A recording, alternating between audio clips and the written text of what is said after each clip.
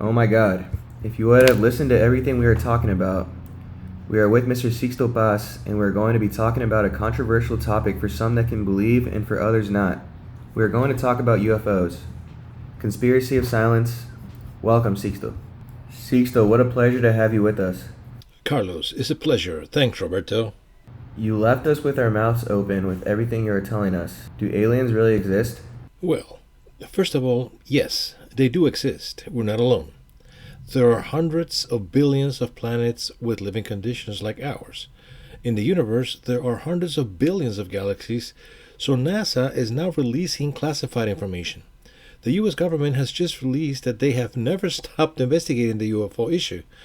There are videos that are already circulating on social networks, and there are official videos where you can see persecution by planes of the North American Air Force, of objects that defy the laws of physics known to us, and also have an intelligent movement. So that is not just any atmospheric phenomenon. But why the conspiracy of silence? Why so many years keeping this information quiet, knowing that there are people who are studying it? Certainly, it does not matter to the military whether they are extraterrestrial or foreigners. From the moment that an identified flying object invades your airspace without you being able to avoid it, it is a national security problem. And facing the taxpayers, you are making a fool of yourself because you can't help it. Why do the military or borders exist if they are like a drain? On the other hand, the most prosperous business that only competes profitably with the international drug trafficking is the sale of weapons. If these beings are shown to exist and do not come with bad intentions, because if not, they would have made us dust long ago. This would force all the countries of the world to unite as a single great nation in front of the visitors. What is the purpose of a UFO, Sixto? Why is it, from what you have studied? What is the reason they visit us? Are they among us as we talked about? We have aliens infiltrated among us.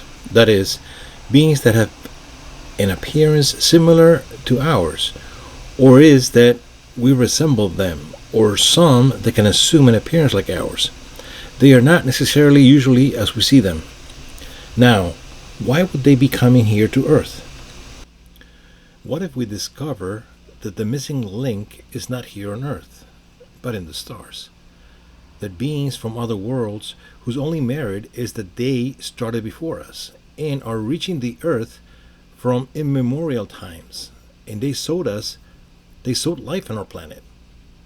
What if we suddenly found that throughout all ancient cultures, all gods or envoys of the gods, angels, were nothing more than aliens, and that today they come to see how humanity has evolved? In other words, we are an extraterrestrial, sociological, anthropological, metaphysical experiment. Someday, our technology will allow us to travel to other planets and speed up the process of life.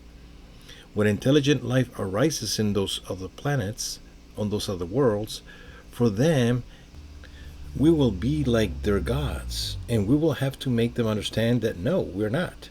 Simply that we come to help nature by sowing life, nothing more. Do you think, for example, all this about the pyramids impresses me like many of us think, and that man, especially at the time, it was impossible that they would have done it? People say they were made by aliens. Carlos, you imagine. What do you think? It's a pyramid. It is a stairway to heaven, to get closer to the gods that came from heaven. So when you come across cities like Teotihuacan, it is a map of heaven on earth. Every time you climb one of those pyramids, the one on the sun or the one on the moon, all the lateral pyramids are approaching the different constellations. In other words, each pre-Hispanic city was nothing more than a reflection of heaven on earth. It was like traveling from one constellation to the other, or entering from one solar system to the other. I suppose that you were also skeptical, as many people are. What made you believe and corroborate this issue? What it did to me was that 45 years ago, with a group of young teenagers, we had the experience of direct contact. We saw the alien ship come down. We saw the crewmen coming down.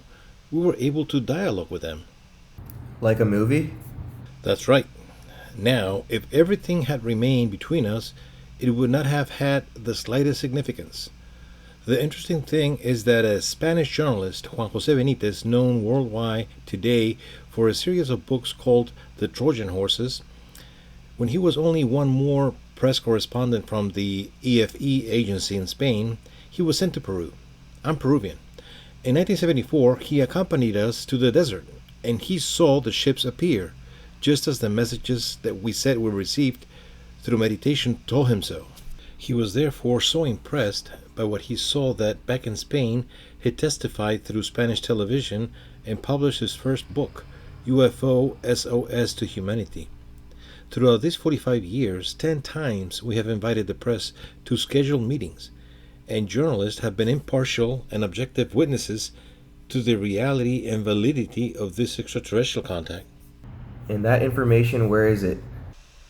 Look, in 2014, we invited the media from here in Mexico to a place like Teotihuacan in broad daylight.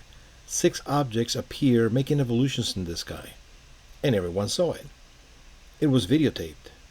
That is, not only is it a true fact, but it was a verified fact and can be repeated over and over again. Do you take trips with the public to do these meetings? Can you tell us a bit about it? Of course, we have gone with the Travel Channel. We have gone with the Canadian television to Easter Island, one of the most enigmatic places on planet Earth. And there, in broad daylight, these objects have appeared. They are videotaped. You can find it there on YouTube. And the most interesting thing is that these meetings, you do not have to go to Peru or Chile or Polynesia to have extraterrestrial contact. Here in Mexico, it is one of the hottest places for UFO observation. Look, you have the case of Tepoztlan, there in Morelos. It is a spectacular place. For example, the area of Puebla, on the slopes of the Popocatépetl volcano, or the one in Iztaccíhuatl, where ships appear continuously in Hidalgo. Because we always see these images when we see it on television of volcanoes and UFOs. What does the volcano have to do with UFOs? Every time the Popocatépetl has erupted, going off, a cylinder-shaped or disc-shaped ships have entered the volcano. Immediately, the intensity of the volcano has decreased. Why? Because they are endangering one of the most populated cities on the planet, such as Mexico City. Then, what if these beings manage to extract part of that energy? I mean, are they helping us? They are helping us. What happens is that they do not pay the front page in the newspapers to demonstrate how good people they are. Isn't that their goal? What is their goal? In other words, the objective is really to help humanity so that we move from this precocious adolescence to a responsible youth. Can we identify any extraterrestrial that is among us? For example, here that we are 70 people, could someone be infiltrated? First of all these beings have the ability to blend in with the environment. They would go unnoticed. And I am right here in Mexico right now because this Sunday the 21st in the Central Medical Center at 5 p.m. in the afternoon, we're going to give a conference about the end of the conspiracy of silence. Don't miss it. Hey, perfect. Thanks.